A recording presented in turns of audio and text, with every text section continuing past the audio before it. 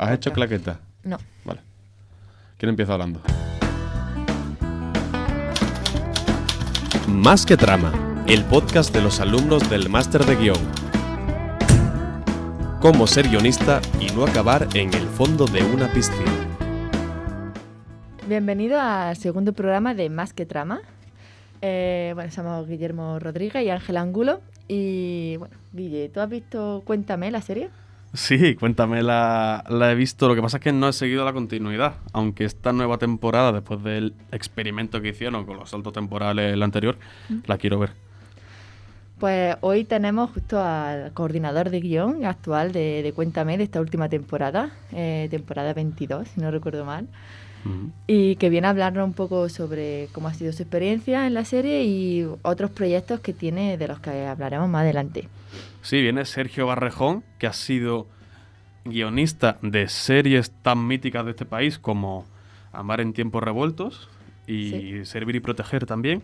Estuvo allí. Y nos va a hablar de qué es ser guionista de series diarias. Que quizás es un trabajo que no le interesa a muchos guionistas porque tiene un ritmo súper acelerado o no cuadra con el tipo de cosas que quieren hacer, pero según Sergio es un trabajo donde se cobra bastante bien. Sí, también habló como de una forma muy apasionada de ese trabajo, Sí. de que le gusta. Y también tendremos a una alumna del máster, Sara García, que viene a recomendarnos una película, Booksmart, hablar un poco de ella y por qué la tenemos que ver. Y también estará Michi Huerta para hablarnos de un concepto de cine, en este caso el cliffhanger. Exacto. Pues damos paso al programa. Podemos empezar con Más que trama.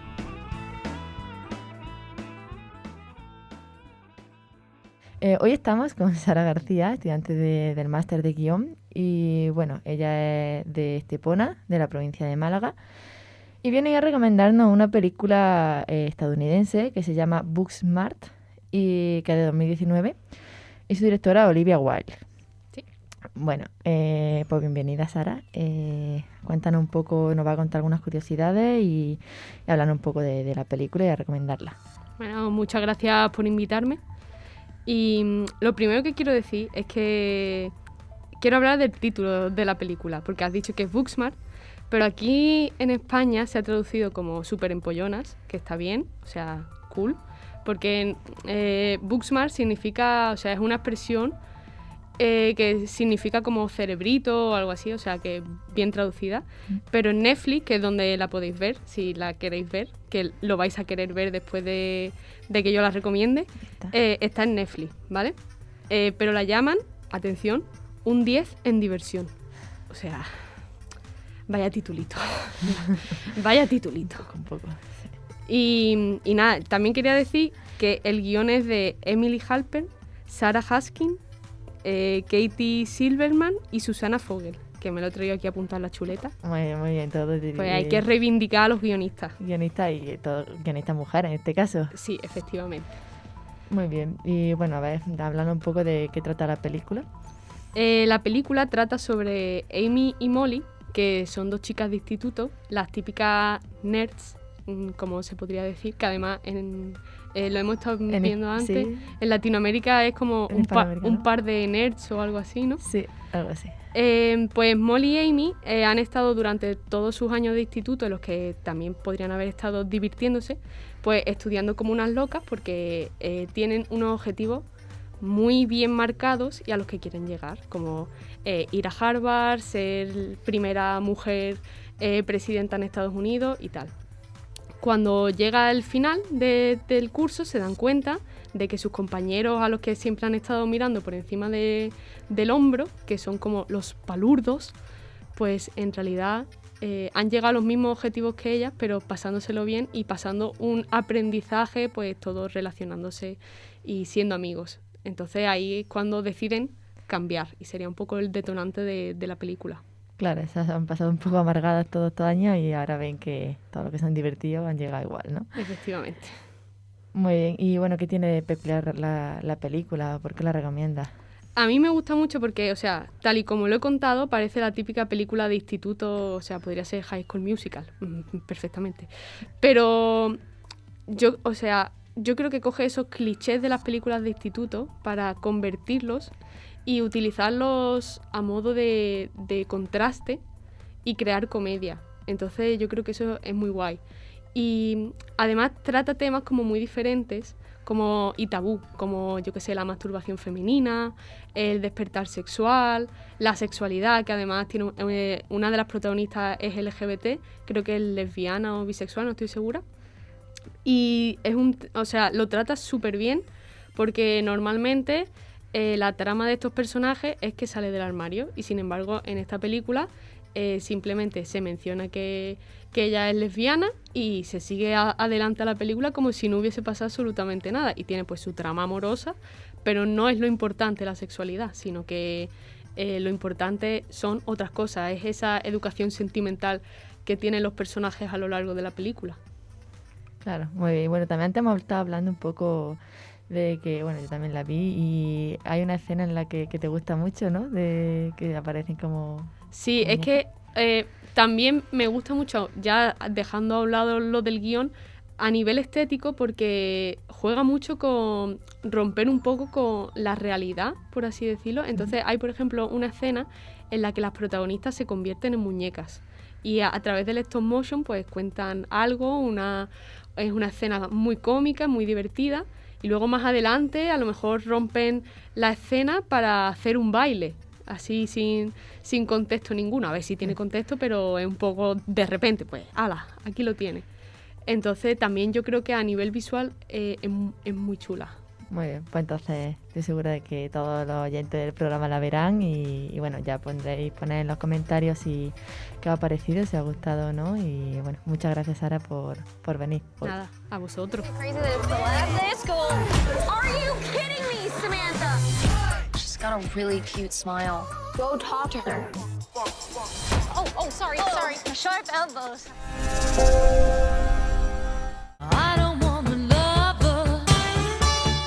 I just need a friend. Hoy tenemos en Más que Trama a Sergio Barrejón, guionista y director, que tiene entre su obra está el cortometraje Éramos pocos y series como Amar es para siempre, Servir y proteger o La catedral del mar. Esta vez viene a hablarnos sobre la última película en la que ha participado, Lucas, que es guión adaptado del cortometraje que tiene el mismo nombre. También hablará de que ahora está siendo coordinador de guión de la mítica serie Cuéntame cómo pasó, en esta última temporada, que ha empezado hace poco. Y por último nos hablará del cortometraje Yala, en el que también ha participado y está nominado a los Goya como mejor cortometraje.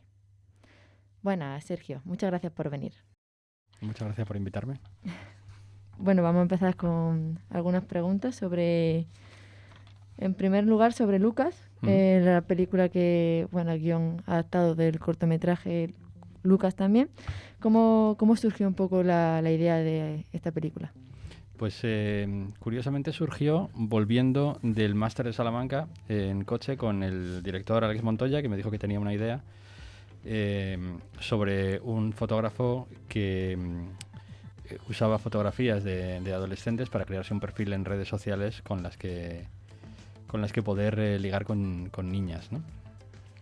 Entonces me interesó mucho y me propuso que lo escribiésemos juntos. Estuvimos trabajando un tiempo en la historia, elaboramos algunos tratamientos y creo que fue en el otoño de 2011 cuando yo redacté la primera versión del largo. Y a partir de ahí pues estuvimos dando vueltas por productoras, intentando vender la idea. Era recibida con bastante interés. Hablamos de una época en que las redes sociales eran bastante distintas de ahora. De hecho, en las primeras versiones se habla de 20 y existían todavía los foros y mucho Messenger. El panorama era un poco distinto y esta historia era relativamente novedosa. Pero este interés no se concretó y visto que el proyecto no salía adelante, lo que hizo Alex, que tiene una larga y exitosa carrera como cortometrajista, fue reelaborar el primer acto de la película, importar, digamos, algunas escenas del segundo acto y dejar un final abierto para generar un guión de corto de aproximadamente media hora. Y este corto sí que recibió una ayuda importante, creo recordar que de Bancaja y del Instituto Valenciano, Y con el dinero que consiguió, Alex puso en pie el corto, lo produjo y fue nominado al Goya a Mejor Cortometraje de Ficción. Y tuvo bastante éxito. Fue Staff Pick de Vimeo y ganó varios premios. Estuvo en muchos festivales internacionales. Y entonces, digamos que eso renovó un poco la fe de Alex en el proyecto y siguió peleando por sacarlo adelante. A partir de ahí hubo muchas versiones del largometraje, en muy pocas de las cuales intervine yo, porque yo en ese momento estaba viviendo en el extranjero, era muy complicado compaginar nuestras agendas y casi siempre que Alex necesitaba, digamos, un empujón, era en tiempos en los que yo estaba muy ocupado y me costaba cambiar el chip. De manera que yo creo que todo el mérito le corresponde a Alex, no solo por dirigir, sino porque ha sido la persona que, aparte de la idea original, ha llevado más, ha tirado más del carro en el guión. Y además, como productor, pues es el que consigue la financiación y el que hace la película prácticamente autoproducida, con dinero creo que del IVAC, pero con muy poco dinero, y creo que es un proyecto que solo ha sido posible gracias a que Alex tiene esa pulsión de autoproducirse, de ser un cineasta total. Fue una de las primeras personas que tuvo una cámara Red One en España, entonces él es dueño de cámaras, es dueño de objetivos, se postproduce solo en casa, ha sido el colorista de la película, la ha montado él solo, es una persona que incluso puede conformar el DCP en casa. Entonces esta capacidad de, aparte de ser un gran narrador y un gran director, esta capacidad de hombre orquesta es lo que ha hecho posible que exista Lucas y que llegue a las salas.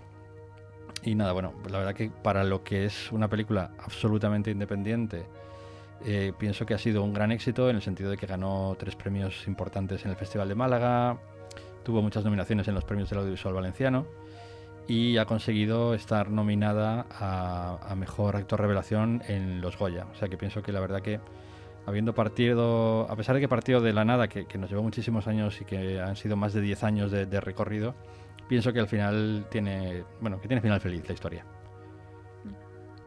Sergio, yo te quería preguntar, has trabajado durante muchísimos años en series, de hecho yo creo que es como el grosso de tu carrera, y en una dinámica que hay que estar siempre al pie del cañón, casi de escribir a diario. Bueno, de escribir a diario, pero para rodar casi al día siguiente. Antes de hablar de Cuéntame, que entraste como coordinador de guión hace poco, ¿cómo es, para que entienda el público profano, trabajar en una serie como, no sé, como Servir y Proteger, que hay capítulos prácticamente todos los días y tienes que amoldarte a decisiones que se toman a última hora y a contrarreloj? Bueno, las series diarias son el Vietnam del guión. El que sobrevive a eso ya está preparado para cualquier batalla. Trabajar en una serie diaria, como por ejemplo Servir y Proteger, o antes he trabajado en Amar es para siempre, Amar en tiempos revueltos, es muy distinto de trabajar en una serie de prime time. Son equipos muy grandes. Creo que en Servir y Proteger éramos 12 o 14 personas. Ten en cuenta que salen al aire 50 minutos de ficción todos los días, de lunes a viernes. Es como hacer 10 películas al mes. Entonces esto implica que, digamos, la producción de guiones es una especie de producción en cadena. Normalmente los equipos se dividen en 3. Hay un primer equipo que es el argumento, el que hace, digamos, la Biblia, una visión en prosa muy a vista de pájaro de lo que va a ser toda la temporada, o un cuatrimestre, que es como se suele dividir. Después hay un equipo de escaleta que se reúne semanalmente y semanalmente genera, ya divididos en escenas, los 5 capítulos que van a ir esa semana, o incluso a veces 6. A veces se intenta, digamos, adelantar a la producción para que llegue un momento en el que puedas estar un mes de vacaciones, como las personas normales. Y después ese equipo de escaleta le pasa las escaletas o los tratamientos, si quieres, ya cerrados y ya ordenados perfectamente en escenas al equipo de diálogo, y el equipo de diálogo, respetando muy claramente la estructura y el reparto de personajes que viene en la escaleta, pues elabora ya lo que es un guión definitivo, aproximadamente en una semana más o menos. Entonces es una situación muy curiosa, porque cuando estás en el equipo de escaleta, digamos que no puedes tener un mal día. Esta reunión semanal que se hace, en esa tienes que estar creativo y ser capaz de hacer avanzar la historia de manera completamente coherente, respetando unos condicionantes de producción muy estrictos en cuanto a las sesiones que puede tener un personaje, en cuanto a los números de exteriores que puedes tener, en cuanto a cuántas escenas tienen que ocurrir en el plató 1 y en el plató 2, porque para alimentar esa maquinaria de generación de escenas, tienes que tener 2 platós trabajando simultáneamente, a veces 2 platós y una unidad en exteriores. De manera que es a veces inviable lo que producción llama pasear a un personaje por varios platós. Entonces hay personajes que, digamos, pertenecen al plató 2, por así decirlo, y prácticamente todas sus escenas son allí. Entonces estos condicionantes lo hacen todo muy difícil y luego está además la propia dificultad de ser creativo un lunes entre las 10 de la mañana y las 8 de la tarde, porque ese es el día que está previsto para generar todas estas ideas y no hay otro. Y en cuanto tú tropieces, generas un problema en plató 3 semanas después, ¿no? Entonces yo creo que por eso digo que es el Vietnam. Quiero decir, hay un momento en el que realmente estás en el fregado y no tienes tiempo de pensar. Y es paradójico, pero el hecho de no tener tiempo de pensar ni de afinar es quizá lo que te convierte en un guionista musculoso. Te da, no te da finura, pero te da mucha fuerza bruta. Esa presión hay gente que no la aguanta. Yo he visto a compañeros dejar un trabajo en el que se gana mucho dinero. Es probablemente el trabajo en el que más dinero se gana en las diarias, en televisión. He visto a compañeros que abandonan el trabajo para irse a su casa porque no pueden más, porque no pueden con la presión de no sé, me imagino que en el camino de casa a la oficina van pensando, no voy a poder, no tengo mal día, no tengo un buen día, no tengo ideas, estoy bloqueado. Y he visto a gente dejarlo. Y yo creo que guionistas que hayan hecho diarias y hayan sobrevivido y además tengan una buena actitud en la sala, son guionistas a los que yo me llevaría a cualquier proyecto porque sé que son capaces de contar una historia con muy pocos mimbres, porque generalmente se tienen muy pocos mimbres en las diarias. Es decir, en una serie diaria de policías como es Servir y Proteger, pues normalmente nunca ves una redada. Los policías siempre vienen de hacer una redada o van a hacer una redada, pero no hay presupuesto ni tiempo para localizar un lugar en exteriores y hacer una redada, etcétera. Por eso también se dan estas situaciones casi de chiste cuando las ves a lo largo del tiempo, y es que en los decorados habituales de las series diarias pasan todo tipo de cosas. O sea, todos los crímenes se cometen en el bar de enfrente de la comisaría, en el callejón de al lado se pasan todo tipo de cosas, hay un montón de detenciones en esa plaza, parece un poco la zona cero de la delincuencia en Madrid. Pero pienso que, bueno, que tiene esa dimensión metafórica que el espectador perdona. No se busca tampoco ese verismo. Y la cuestión es que dramáticamente, emocionalmente, estamos contando una panoplia de historias tan amplia que finalmente como guionista te haces muy capaz de resolver, digamos, todo tipo de situaciones dramáticas. Entonces, cuando llegas a cualquier otra sala de guionistas, hay veces que me ha pasado que empiezo a soltar ideas a una velocidad que me piden que pare, que dicen, por favor, déjanos considerarlas durante un minuto, porque realmente, como has vivido bajo esa presión tanto tiempo, desarrollas esa capacidad para generar una idea y rápidamente descartarla, porque no hay tiempo para enredarse en discusiones sobre si esto es la vía ideal o no. El coordinador rápidamente decide qué es lo mejor y a partir de ahí tienes que avanzar, tener fe, y es cierto que a veces con esas prisas te encuentras generando un paso en una historia que no te acaba de convencer, pero bueno, pienso que es rentable sacrificar esa perfección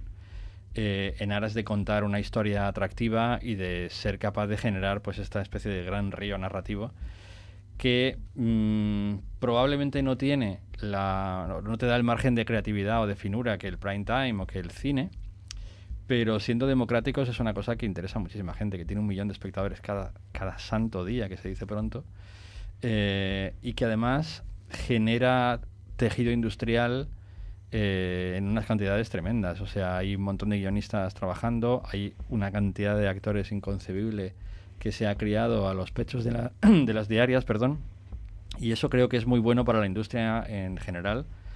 Y la verdad es que creo que me he enrollado muchísimo, pero es que me gusta mucho. Me ha gustado mucho trabajar en las diarias donde más he trabajado, me lo he pasado muy bien, he conocido a compañeros estupendos y tengo la sensación de que he aprendido muchísimo y que realmente me he formado como guionista ahí.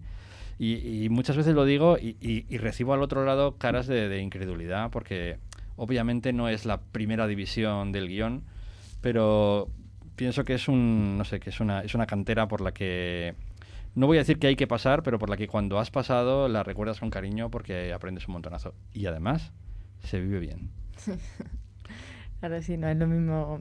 Imagino que no será lo mismo una diaria que tanta presión como es una serie que se emite semanalmente, como lo es, por ejemplo, este caso Cuéntame, que se estrenaba hace poco y creo que ya van por los 90, 1994 puede ser. 93, 94, sí. Y bueno, ¿cómo afrontas, porque ahora el coordinador de guión de la serie Cuéntame, cómo afrontas esta temporada, justo después también de la temporada anterior que fue un poco diferente con el tema del COVID, que hicieron como un salto al futuro? ¿Cómo se afronta esto?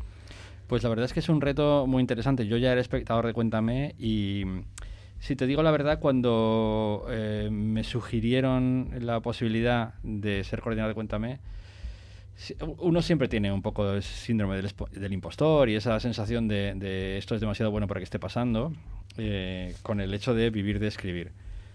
Pero yo realmente aquí había días que yo pensaba, esto tiene que ser una cámara oculta. O sea, yo no me considero mal guionista, creo que he aprendido bastante, tengo bastante experiencia, pero aún así, ¿en serio voy a pasar de ser un escaletista de Servir y Proteger a coordinar la serie más longeva de la historia de la televisión española? Pero bueno, yo seguí como una hormiguita dando mis pasos. Y la verdad es que la cogí con muchísima ilusión, ya te digo, porque como espectador de la serie la he disfrutado siempre mucho. Y además, cuando yo empezaba como guionista profesional, yo empecé en torno al 2001, mis primeros pinitos, y ya cuando realmente dejé de hacer otras cosas y me dediqué exclusivamente al guión, es en 2004-2005. Ya Cuéntame era la serie, ya es cuando hacía 40% de audiencia y era un poco pues el máximo objetivo que tenía cualquiera que se dedicase a la televisión. Eso era la Champions League, ¿no? Entonces, nada, entrar en esto ha sido un sueño. Y hay una cosa muy bonita. La primera vez que estuve en las oficinas de Grupo Ganga, es muy bonito porque para llegar a las oficinas de Grupo Ganga tienes que atravesar San Genaro. Es como si te hicieran un paseo por un parque temático. Tienes que pasar por esa calle donde está la plaza donde viven los Alcántara. Ese es el único camino que hay para llegar a las oficinas, ¿no? Entonces, claro, yo iba con la expectativa de, bueno, en esta entrevista me juego si me contratan en Cuéntame o no, pero es que además pasas por ahí y dices, bueno, y esto ya me lo llevo. Aunque no me cojan, ya estaba en San Genaro, ¿no? Y es cierto que la temporada 22 de Cuéntame, que es la que acabamos de estrenar, parte con unos retos ya impuestos por el hecho de que en la temporada 21 se hizo un experimento narrativo arriesgadísimo y que yo aplaudo abiertamente, aunque ha sido controvertido, que fue establecer un multiverso o un dúo-verso, como quieras llamarlo, una doble línea narrativa en la cual Cuéntame, por un lado, seguía, digamos, la cronología habitual de este país hace 28-30 años. Estaban en el año 92, la Expo, las Olimpiadas, ese tipo de cosas. Y paralelamente, un ratito de capítulo ocurría en 2020 y contaba la pandemia y el post-confinamiento, y vivía un poco casi al presente. Se hablaba de las vacunas, etcétera, ¿no? Entonces, claro, yo sí tenía claro cuando arranqué la temporada 22 que yo no quería seguir por ahí. Por un lado, porque pienso que todos los ciclos narrativos tienen un fin natural. El del pasado es infinito en el sentido de que el presente corre y el pasado corre también, y mirar hacia atrás 30 años siempre es contar una cosa distinta. O sea, no es un ciclo que se resetea solo de manera natural. Mientras que estar en el presente es distinto porque eres muy esclavo de lo que pasa en el presente. Y había cosas que cuando miras ahora la temporada 21 piensas, fíjate con qué optimismo se hablaba de las vacunas como el final de todo esto. Y de hecho, el final de la temporada 21 ocurre en un supuesto futuro que viene a ser 2022 quizá, y ahí no ves una mascarilla. Y esto ya ha terminado y está olvidado. Entonces, claro, ese es el tipo de cosas en las que yo prefiero ni pensar porque no soy capaz de dormir tranquilo. Pero sí que aplaudo el hecho de que en un momento dado Joaquín Oristerel se sentase al ordenador y dijese, tíos, lo que está pasando es un cambio de juego tan fuerte que ya es historia mientras está ocurriendo. Y esta serie trata de la historia reciente de España. Vamos a meternos aquí y que sea lo que Dios quiera. Y bueno, pienso que fue un verdadero hallazgo y un acierto. Y espero que el acierto haya sido también por mi parte decir, bien, tuvo su momento, ya pasó, recordémoslo con cariño, pero sigamos en lo que era la esencia de esta serie, que era mirar hacia el pasado y hacer una serie de época. Por otro lado, también pasa una cosa, y es que, por pura estrategia, cuando tú te vas al futuro 30 años, cada cosa que cuentas es una puerta que te cierras para seguir contando el pasado. Es decir, personajes que ya sabes que siguen viviendo 30 años después, ¿qué sentido tiene generar tramas en las que les pones en trance de muerte? Puedes vivirlos desde su punto de vista y cómo ellos sufren, pero en el fondo hay algo descafeinado ahí porque el espectador sabe que los ha visto vivir. Y yo lo que no me atrevería nunca es hacer como que esto nunca ocurrió y matar a un personaje que hemos visto en 2021, porque no soy George Lucas, entonces no voy a hacer que Han Solo dispare el segundo y ese tipo de cosas, ¿no?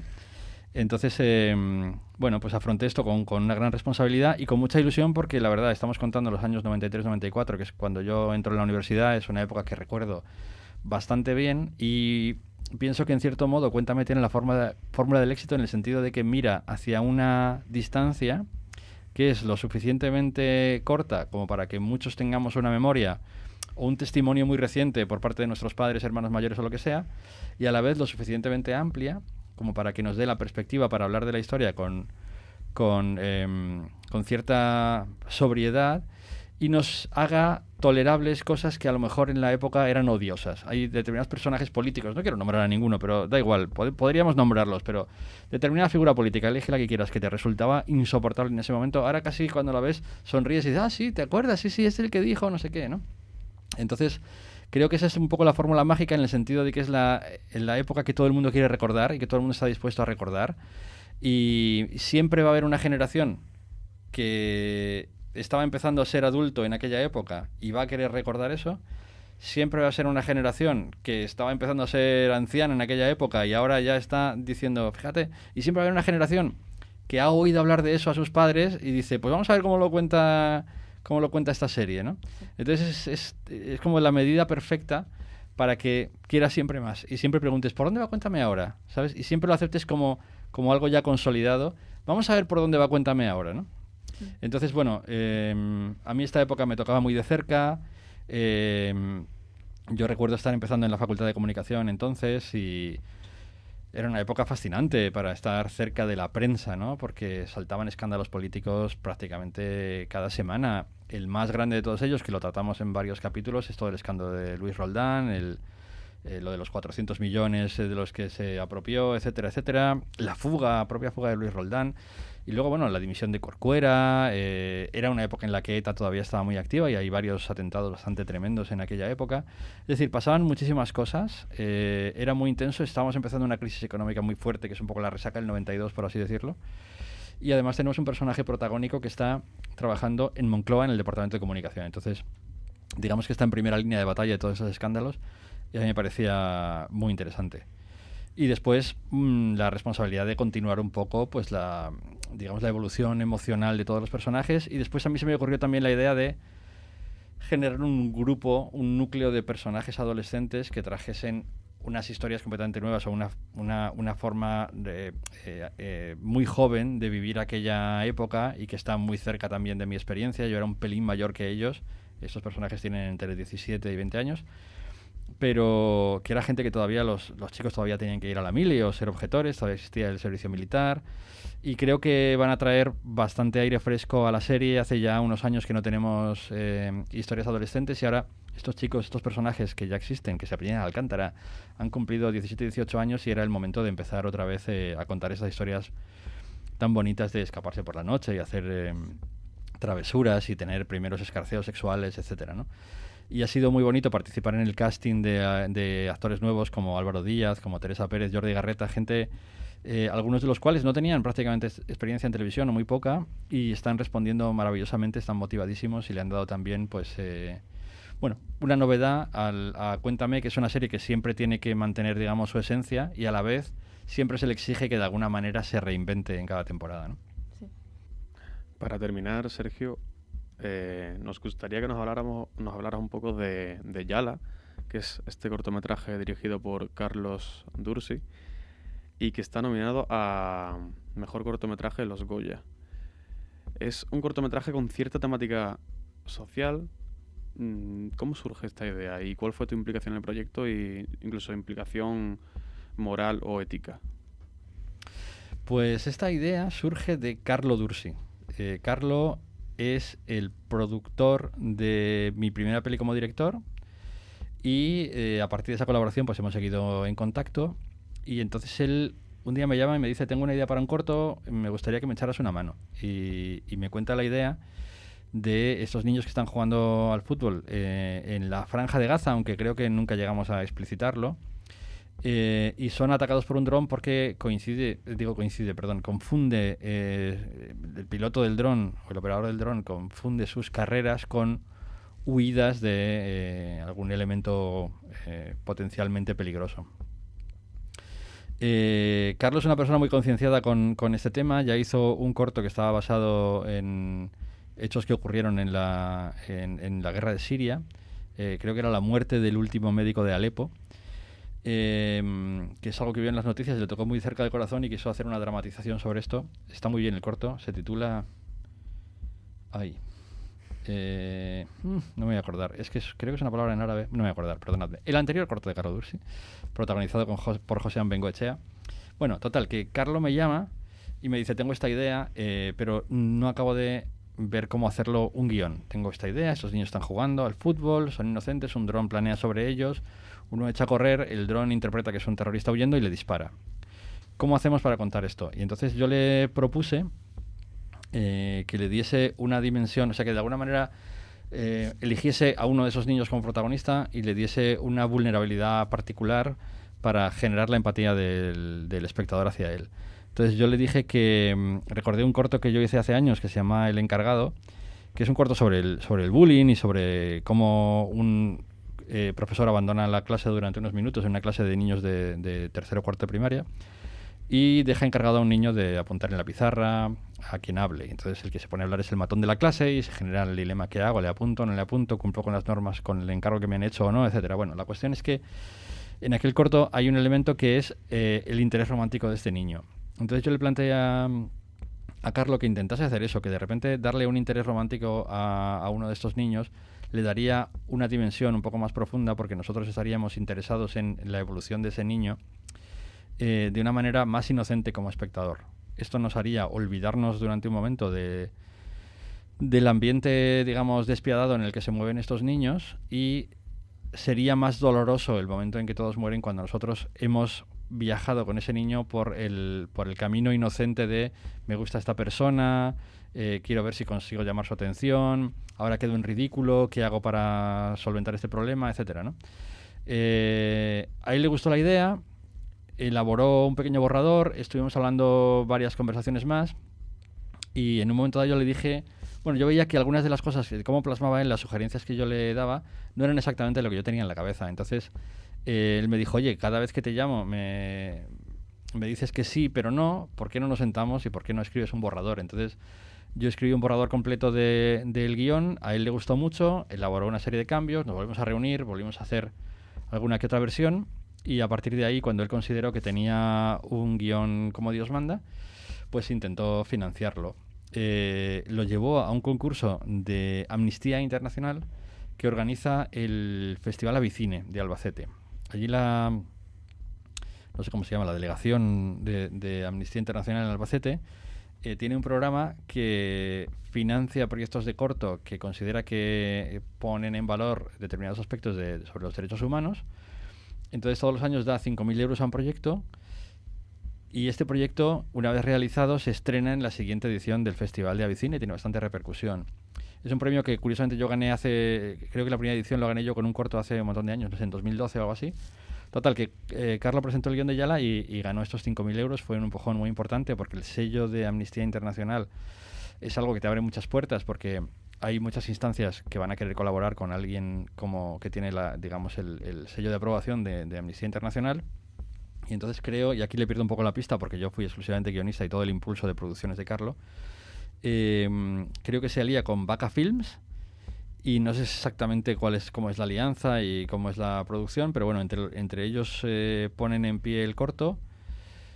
Creo que tuvieron problemas, bueno, no problemas, sino que tuvieron un desafío bastante grande en encontrar esa localización, ¿no? Es una localización donde queríamos que hubiera containers como de tren, que estuvieran instalados pues abandonados, digamos, en un campo, y que alguno de ellos fuera en cierto modo, estuviera ya tenido en cuenta como posible objetivo militar por parte de los drones. Entonces, de alguna manera, conduciríamos la acción de los niños jugando a la pelota a meterse en uno de esos contenedores, y eso es lo que los convierte inadvertidamente en un objetivo, ¿no? El haber entrado en uno de esos contenedores. Claro, encontrar este tipo de instalación en España, de repente, en un lugar que además, digamos, geográficamente nos remitiese a la Franja de Gaza, que no es una cosa que tengamos probablemente en la mente, pero sí pensamos en algo árido, inhóspito, etcétera. Pues lo encontraron, creo que a menos de 100 kilómetros de Madrid, pero les llevó un tiempo, y creo que el rodaje, pues, tuvo sus complicaciones también. El casting, evidentemente, coger a gente que pudieran parecer palestinos, es decir, una serie de desafíos que cuando lo escribes en el papel te quedas tan tranquilo, pero que creo que realmente fue un trabajo bastante arduo, y personalmente pienso que lo llevaron a cabo brillantemente, y un poco de alguna manera la nominación al Goya pues lo avala. Yo personalmente me quedo con el placer de haber reaccionado a la primera frase cuando alguien por teléfono te lanza una idea y automáticamente tienes eso es un poco lo que dan las diarias, ¿no? Automáticamente tienes una idea y complementa, y me quedo con la sensación muy placentera de haber sumado a una persona que tenía una idea y haber estado aportando y sumando y siendo constructivo. Pero vamos, todo el mérito aquí es claramente de Carlo Dursi, igual que en su momento lo dije de Lucas. Yo me considero una pieza importante del equipo, pero realmente a quien tendríais que entrevistar es a Alex y a Carlo, que además de ser la idea original y de haber trabajado en el guión tanto como yo, son los que luego se han dejado la piel para hacer esto, convertir esto en película. Vale. Bueno, pues ya para finalizar siempre hacemos como una pregunta que es sobre 5 películas favoritas. En tu caso también puede ser serie o que recomiendas ver o cualquier cosa. Bueno, esto así a traición, me gustaría preparármelo más. Bueno, series. Creo que mi serie favorita... es que no quiero empezar así. Son tantas. The Shield. Yo recomendaría ver The Shield. Es una serie, creo que son 7 temporadas, una serie policíaca creada por Sean Ryan y protagonizada por Michael Chiklis, y que cuenta la historia de una comisaría en un distrito particularmente conflictivo de Los Ángeles, y cuenta la historia de un grupo de policías que, digamos, por una buena causa cruzan una línea roja y de alguna manera ya no hay vuelta atrás, y es un descenso progresivo a los infiernos en el que sorprendentemente les acompañas en todas sus transgresiones. Me resulta imposible apartar los ojos de Michael Chiklis en esa serie, y es una serie rodada de una manera verdaderamente cochina, con cámaras en mano, con cámaras que atraviesan de un interior a exterior, y ves cómo manejan el obturador manualmente sin la menor intención de disimularlo. Es algo que trasciende el estilo documental hasta el punto de que yo tengo un amigo que cuando vio un making of de Shield decía que su sensación era ¿por qué están haciendo, ¿no? ¿Por qué los personajes de la serie están haciendo como si esto fuera una serie, ¿no? Es decir, el making of era menos auténtico que la serie, ¿vale? La calidad no documental sino verdaderamente real de la serie es algo que no sé, yo no he visto nada igual, y a día de hoy es una serie que he revisitado muchas veces, y al final de la última temporada, en la segunda mitad de la última temporada, ya no soy capaz de verla. Es tan doloroso lo que ocurre, el nivel de tragedia es tan shakespeariano que ya no soy capaz de volver a verlo, porque es una cosa que me mata por dentro. Creo que es la experiencia más intensa que he tenido viendo una serie. Lo apuntaba. Por contrarrestar, pues de la más agradable y la más naif y la más encantadora, recomendaría Doctor en Alaska, se llama aquí, Northern Exposure. Es una serie inclasificable, es una comedia costumbrista sobre gente que vive en un pueblecito de Alaska y un médico judío de Nueva York que llega allí porque tiene que pagar un crédito estudiantil. Y en principio la premisa es la del pez fuera del agua de toda la vida, pero la galería de personajes que se despliegan allí son tan entrañables, tan particulares, y las tramas que ocurren son tan inimitables que, no sé, me parece... Yo la veía de niño doblada, de adolescente doblada en televisión española, la ponía los viernes por la noche, y recuerdo muchos viernes por la noche de, no, hoy no salgo porque hay Doctor en Alaska, y eso es prioritario, aunque me quede sin salir un viernes más. Esas serían mis recomendaciones en cuanto a series. Películas ya, es que no sé, hay tantas, Dios mío, que tendría que intentar hacer como una ensalada, ¿no? Vamos a hacerla por géneros, por ejemplo. Bueno, algo cortito, Sergio. La última que hayas visto que te haya gustado. El salario del miedo de Georges Clouzot. Ujú. No sé, ¿qué posibilidades tenemos de imitar una cosa como esa, ¿no? Camiones hundiéndose en charcos de alquitrán. La mejor comedia de todos los tiempos, El apartamento, que se pelearía a puñetazos con faldas y a lo loco, pero pienso que gana El apartamento porque es una comedia que en su día mucha gente no considera una comedia, y eso me gusta mucho. Me gusta mucho la capacidad de incomodar, y de incomodar sobre todo moralmente. Y ya he dicho, una francesa, drama francés, comedia americana, pues tendría que decir una peli española. Me quedaría claramente con una de Berlanga Azcona, y me resulta muy difícil decidir entre la mejor película navideña de todos los tiempos, que es clarísimamente Plácido, y esto no es una cosa que podamos discutir. La segunda, por cierto, es Jungla de Cristal. Y entre Plácido y La Vaquilla tendríamos que decidir. Soy incapaz de hacerlo yo, que decida la audiencia. Bueno, pues nada, lo ponéis en comentarios cuál os gusta más, El Plácido o La Vaquilla. Pues muchísimas gracias, Sergio, por este ratito después de clase. Encantado, muchas gracias a vosotros. Y bueno, nos veremos ya por ahí, por el bar Niebla. Nos vemos en los bares. Gracias. El rincón del catedrático. Cliffhanger es un término que refiere a la situación en la que un personaje se queda colgado del precipicio. Esa sería más o menos la traducción. No hace falta que literalmente eso sea lo que le sucede a nuestro protagonista. Puede quedarse colgado del precipicio, entre comillas, por razones muy diversas. Es una situación muy apremiante para el personaje, que genera al espectador una incógnita y una enorme curiosidad sobre cómo va a poder salir de ella. Y por lo tanto genera una fidelidad importante por el relato, ya que el espectador necesita resolver la incógnita de cómo va a lograr librarse nuestro protagonista de esa situación tan delicada. Y hasta aquí este segundo programa de Más que Trama. Podéis seguirnos en nuestras redes sociales. @master- en Facebook y master_- en Twitter y en Instagram. Nos vemos en el próximo episodio. Adiós. Más que Trama. Cómo ser guionista y no acabar en el fondo de una piscina.